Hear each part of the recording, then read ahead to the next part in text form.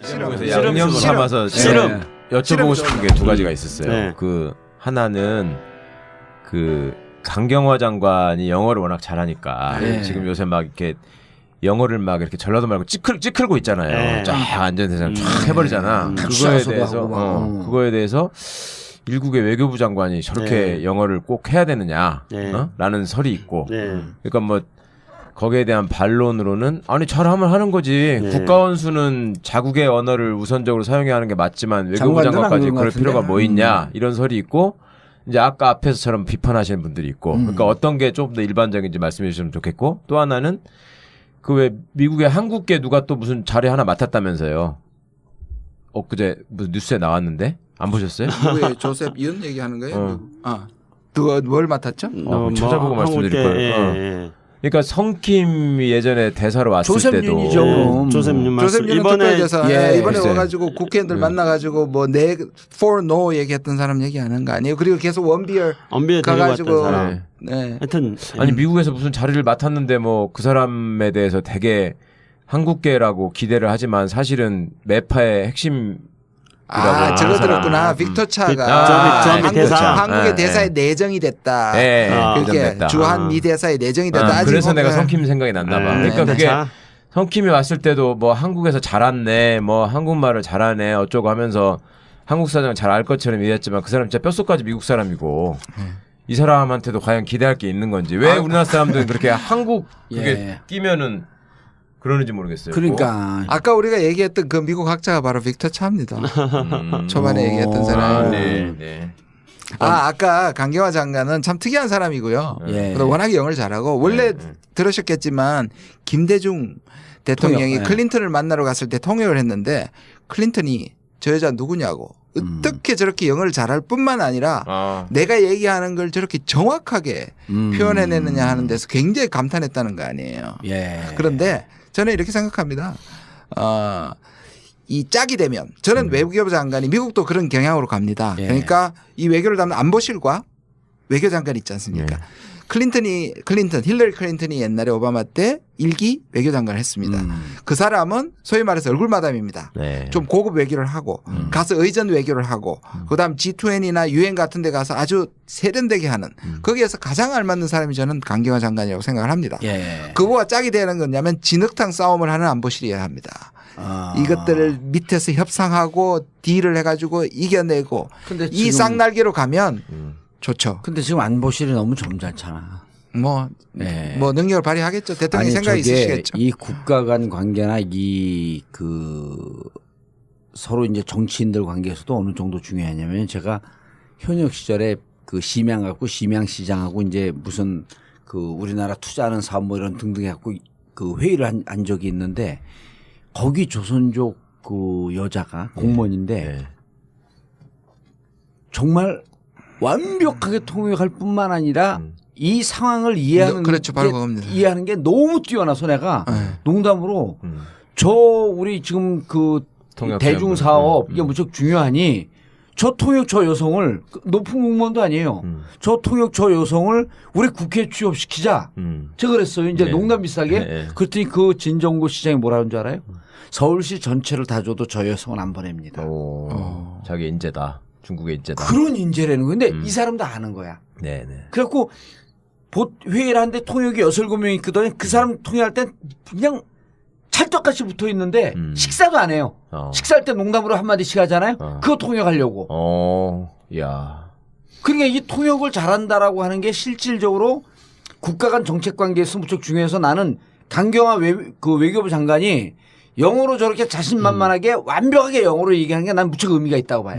저도 그렇게 봤거든요. 그걸 뭐라고 통역을 하겠어. 영어의 뉘앙스와 그 특유의 표현이 있을 수 있는데. 다르죠. 우리나라에서 영어를 잘하는 사람들은 영어를 얘기하거든요. 나는 강경화 장관이 얘기하는 걸 보고 뭘 느꼈냐면 강경화 장관은 미국 사람이 돼서 미국의 문화를 얘기하고 있다 이렇게 느껴지더라고요. 멋진 표현입니다. 역시. 저는 조금 이제 그 의견에 대해서 좀 다른 의견이니까 반대하는 의견이 아니라 다른 각도에서 보는 게 있는데요. 강경화 장관이 영어로 말하고 그다음에 굉장히 세련된 매너를 보여주면서 가져온 효과가 있습니다. 그건 뭐냐면은 강경화 장관을 부정하고 비판했던 세력들한테 던지는 메시지가 있는 거죠. 멋쓰게졌어요 이제. 그렇죠. 그러니까 만약에 강경화 장관이요 지금 취임해가지고 한반도 평화체제 구축에 대한 정말로 멋진 비전을 제시해 봅시다. 그럼 사사건건 10일 걸었을 거예요. 그리고 강경화 장관이 정책을 갖고 10일 걸었겠죠. 그렇죠. 동북아 평화 공동체를 만드는 것에 대해서 비전을 제시하고 주변 국가들 관계 속에서 우리의 새로운 성장 동력을 만들어 가지고 대한민국 미래의 먹거리를 어떻게 만들 수 있는 외교를 하겠다 하면은 또 막 토시 잡아가지고 10일 걸었을 겁니다. 근데 영어로 이야기하고 그리고 의전상 굉장히 이렇게 나이스해 보이고 하니까 강경화 장관을 비판했던 우리나라 수구 세력들은 그냥 그런 것들에 대해서는 말씀하신 대로 멋쓰게 되는 거죠. 왜냐하면은 그들의 사고 방식에 이렇게 사고 방식을 지배하고 있는 게 그런 거 아니겠습니까? 영어 잘하는 사람들 영어 잘하는 사람한테 또 죽어. 아니 간단히 이거예요. 자유한국당에서 그 목숨 걸고 강경화 반대했던 사람이 그 의원이 청문회 때 그렇게 반대했던 의원이 집에 갔어요. 그러니까 그 사모님이 아휴 우리 애가 이번 성적이 안 나왔어요. 그래서 그래요? 그러니까 뭐가 안 나왔으니까 영어가 3등급이래요. 그러니까 야 너 강경화 장관 봐라 영어 그렇게 해야지.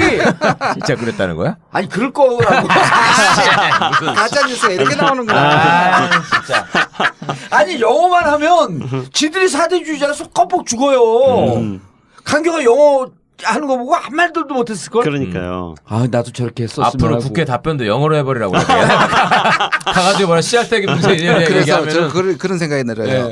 그 우리 문재인 대통령이 청와대 들어갔을 때 되게 상황을 좀 이 전체 분위기 하나도 어색하지 않았잖아요. 청와대 생활을 했기 때문에 저는 그게 상당히 중요하다고 생각해요. 그 분위기.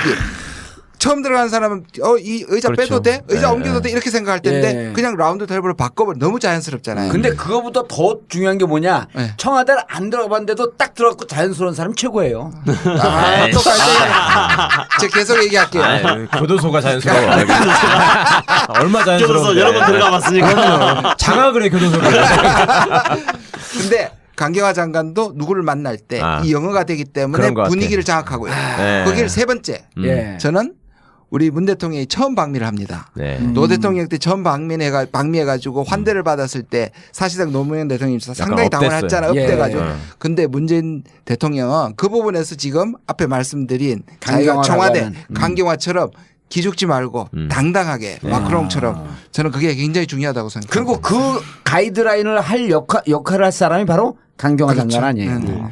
거가 자기 집이니까. 그렇죠. 그리고 금방 김준일 교수님이 이제 노무현 대통령 때하고 비교를 했는데 저도 그걸 잠깐 좀 비교를 해보면요. 그러니까 노무현 대통령은 후보 시절부터 이제 이게 전쟁이냐 평화냐 사실은 당시 정세가 굉장히 안 좋았었거든요.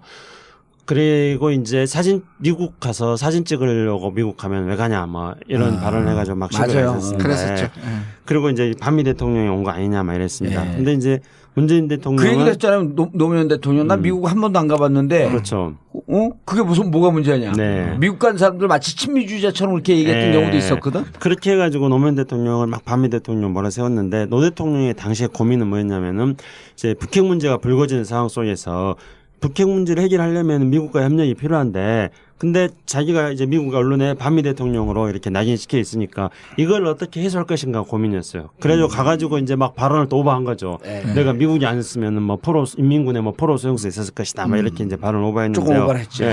근데 그런 거를 이제 전부 문재인 대통령 같은 경우는 경험을 했기 때문에 또 문재인 대통령에 대해서도 뭐 말 잘못하면 미국은 철수할 거라는 식으로 미국 내 일부 의견을 가지고 마치 그게 미국의 입장인 것처럼 왜곡하는 국내 여론들이 있기 때문에 이런 것들을 이제 신경을 써야 된다는 거죠. 신경을 써야 된다는 사실을 알고 있는 겁니다. 그렇기 때문에 사전에 이제 미국 언론을 통해 가지고 포석을 다 깔고 강경화 장관이 또 김정인 교수 말씀하신 것처럼 그런 분위기와 의전과 외교에 익숙한 강경화 장관이 돼 있고 그렇기 때문에 저는 그런 것도 이번 한미 정상회담을 조금 긍정적으로 이렇게 바라볼 수 있는 전망할 수 있는 그런 요소가 된다고 봅니다. 노무현 대통령이 미국 가고 좀 발언을 좀 오버했고 했을 때 청와대 내에서 아무도 노무현 대통령 잘못했습니다 지적한 사람이 없었던 거예요. 딱 한 명. 위대한 행정관이 한 명 있었어. 첫째, 둘째, 셋째가 잘못했습니다. 이거 고치십시오. 그러니까 바로 고쳤다는 거 아니에요. 그 위대한 행정관이 누군지 아세요? 김창수. 뭐 제가 웃으니까. 근데 실제로 이제 싫어해요 이거. 왜냐면 이종석? 이종석 그분이 이 비판을 해야 되는데 비판할 자신이 없으니까 김창수 행정관을 한번 만나보시죠. 그래 가갖고 앞에서 이거 잘못했습니다. 첫째, 둘째, 셋째 그 얘기하고 잘렸나? 그래서 그게 이제 이중 장관 회고록에도 있는데요. 예. 칼날의 평화. 근데 제가 이제 그때는 정말 겁없는 젊은 행정관이나 봅니다. 그래가지고 대통령님 뭐 수고하셨습니다 이런 말도 안 하고요. 잘못했습니다. 네, 대통령이 가셔가지고 미국에서 5가지 발언을 잘못하셨습니다. 그래서 이건 이렇게 5가지를 이야기했어요. 그랬더니 노무현 대통령이 쫙 듣더니 고개를 끄덕이면서 그렇죠?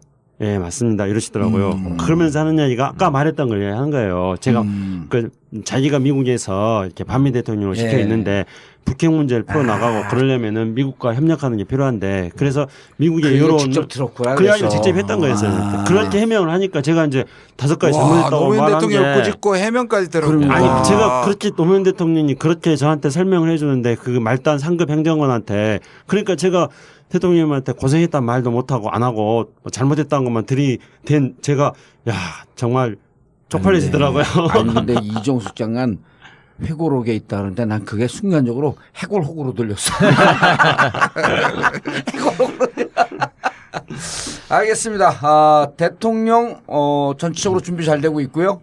그리고 강경화라고 하는 천군만마 같은 외교부 장관 있고 좀 더 당당하게 악수에 찌그러지지 말고 그리고 이번에는 총론에서 한미 동맹을 확인하는 과정까지만 하고 오면 된다.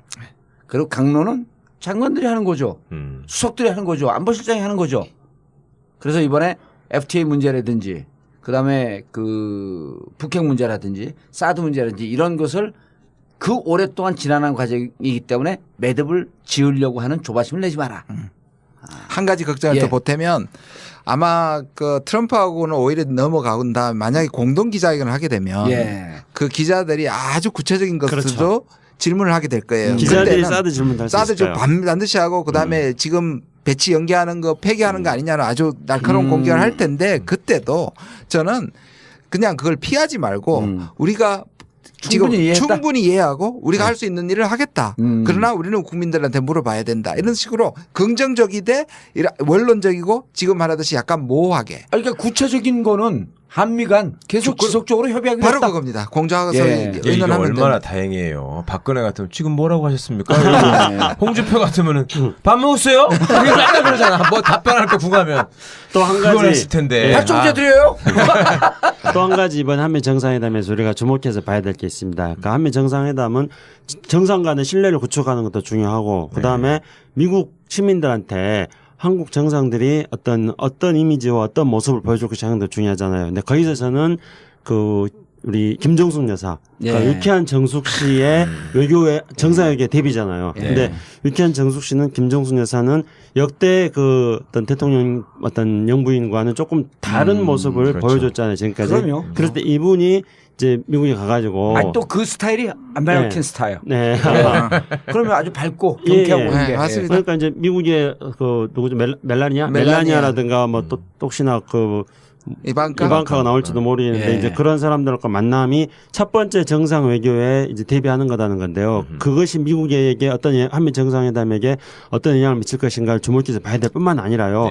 더 우리가 보관으로 생각해 봐야 될 거는 앞으로 이제 시진핑도 만나야 되지 않겠습니까? 그다음에 아베도 만나야 될 거고 그리고 또 필요하다면은 적정한 시점에서 또 뭐 북핵 문제 해결 상황을 봐가면서 정상회담도 남북 정상회담도 해야 되는데 시진핑의 부인인 펑리안 여사도 중국 국민 배우뿐만 아니라 가수잖아요. 그리고 북한의 이설주 거기도 가수 출신이잖아요. 그리고 또 성악가. 성악가고 그다음에 이제 아베 부인은 뭐 성악가는 아니지만은 이런 뭐 한국 음악도 굉장히 좋아하고 그리고 가수하고 한때 연문도 뿌렸어요. 연예인 좋아하는. 연예인 좋아하고. 연예인 좋아하면 내가 가야 되는데. 그러니까 이제 이런 동북아시아에서의 영부인들의 어떤 스타일이 비슷하기 때문에 나중에 이제 이 미국에 가서 외교 무대에 데뷔한 다음에 동북아시아에서 이제 정상 외교를 할 때 우리 또 유쾌한 정수 씨가 정상 외교에서 할 수 있는 그런 것들도 많이 우리가 기대해 볼 가능성이 있다고 생각합니다. 근데 경제인만 데리고 가지 말고 저는 이 중국이나 일본 갈 때는 한류 스타들도 문화사절로 가는 것도 난 좋다고 생각해요. 알겠습니다. 정상회담 앞두고 정상회담 성공을 기대하고 한미 동맹이 좀 더 굳건히 되었음을 확인하는 기회가 되기를 바라면서 정봉재 정국구 마치겠습니다. 감사합니다. 감사합니다. 통역처 여성을 우리 국회에 취업시키자. 제가 그랬어요. 이제 농담 비슷하게. 그랬더니 그 진정구 시장이 뭐라는 줄 알아요? 서울시 전체를 다 줘도 저 여성은 안 보냅니다. 자기 인재다. 중국의 인재다. 그런 인재라는 건데 이 사람도 아는 거야. 네네. 그래갖고 회의를 하는데 통역이 6-7명 있거든요. 그 사람 통역할 땐 그냥 찰떡같이 붙어 있는데 식사도 안 해요. 식사할 때 농담으로 한마디씩 하잖아요. 그거 통역하려고. 야. 그러니까 이 통역을 잘한다라고 하는 게 실질적으로 국가 간 정책 관계에서 무척 중요해서 나는 강경화 외교부 장관이 영어로 저렇게 자신만만하게 완벽하게 영어로 얘기하는 게 난 무척 의미가 있다고 봐요. 저도 그렇게 봤거든요. 그걸 뭐라고 통역을 하겠어. 영어의 뉘앙스와 그 특유의 표현이 있을 수 있는데. 우리나라에서 영어를 잘하는 사람들은 영어를 얘기하거든요. 그렇죠. 나는 강경화 장관이 얘기하는 걸 보고 뭘 느꼈냐면 양념 삼아서 여쭤보고 싶은 게 두 가지가 있었어요. 그 하나는 그 강경화 장관이 영어를 워낙 잘하니까 지금 요새 막 이렇게 영어를 막 이렇게 전라도 말고 찌클고 있잖아요. 쫙 안전대상 쫙 해버리잖아. 그거에 대해서 일국의 외교부 장관이 저렇게 영어를 꼭 해야 되느냐, 라는 설이 있고. 그러니까 뭐 거기에 대한 반론으로는 아니 잘하면 하는 거지. 국가원수는 자국의 언어를 우선적으로 사용해야 하는 게 맞지만 외교부 장관까지 그럴 필요가 뭐 있냐 이런 설이 있고. 이제 아까 앞에서처럼 비판하시는 분들이 있고. 그러니까 어떤 게 좀 더 일반적인지 말씀해 주시면 좋겠고. 또 하나는 그 왜 미국의 한국계 누가 또 무슨 자리 하나 맡았다면서요. 엊그제 무슨 뉴스에 나왔는데 안 보셨어요? 미국의 조셉 윤 얘기하는 거예요? 누가 뭘 맡았죠? 찾아보고 말씀드릴 거예요. 그러니까 성킴이 예전에 대사로 왔을 때도 조셉 윤 이번에 와가지고 국회의원들 만나가지고 뭐 for no 얘기했던 사람 얘기하는 거 아니에요? 그리고 계속 원비어 가가지고 하여튼 아니 미국에서 무슨 자리를 맡았는데 뭐 그 사람에 대해서 되게 한국계라고 기대를 하지만 사실은 매파의 핵심 저거 들었구나. 빅터 차가 한국의 대사에 내정이 됐다. 그게 주한 미 대사에 내정이 됐다. 그래서 내가 성킴 생각이 났나 봐. 그러니까 그게 성킴이 왔을 때도 뭐 한국에서 자랐네, 뭐 한국말을 잘하네 어쩌고 하면서 한국 사정 잘 알 것처럼 얘기했지만 그 사람 진짜 뼛속까지 미국 사람이고 이 사람한테도 과연 기대할 게 있는 건지 왜 우리나라 사람들은 그렇게 한국 그게 끼면은 그러는지 모르겠어요. 그러니까 아까 우리가 얘기했던 그 미국 학자가 바로 빅터 차입니다. 초반에 얘기했던 싸움을 하는 안보실이어야 합니다. 이것들을 밑에서 협상하고 딜을 해가지고 이겨내고 이 쌍날개로 가면 좋죠. 근데 지금 안보실이 너무 점잖잖아. 뭐 능력을 발휘하겠죠. 대통령이 생각이 있으시겠죠. 이 국가 간 관계나 서로 이제 정치인들 관계에서도 어느 정도 중요하냐면 제가 현역 시절에 그 심양 시장하고 이제 무슨 그 우리나라 투자하는 사업 뭐 이런 등등 해갖고 그 회의를 한 적이 있는데 거기 조선족 그 여자가 공무원인데 정말 완벽하게 통역할 뿐만 아니라 이 상황을 이해하는 이해하는 게 너무 뛰어나서 내가 농담으로 우리 지금 그 대중 사업 이게 무척 중요하니 저 통역처 여성을 높은 공무원도 아니에요. 아까 강경화 장관은 참 특이한 사람이고요. 워낙에 영어를 잘하고 원래 들으셨겠지만 김대중 대통령이 클린턴을 만나러 갔을 때 통역을 했는데 클린턴이 저 여자 누구냐고 어떻게 저렇게 영어를 잘할 뿐만 아니라 내가 얘기하는 걸 저렇게 정확하게 표현해내느냐 하는 데서 굉장히 감탄했다는 거 아니에요. 그런데 저는 이렇게 생각합니다.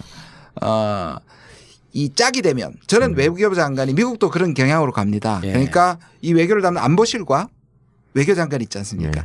힐러리 클린턴이 옛날에 오바마 때 1기 외교장관을 했습니다. 그 사람은 소위 말해서 얼굴마담입니다. 좀 고급 외교를 하고 가서 의전 외교를 하고 그다음 G20나 UN 같은 데 가서 아주 세련되게 하는 거기에서 가장 알맞는 사람이 저는 강경화 장관이라고 생각을 합니다. 그거와 짝이 되는 거냐면 진흙탕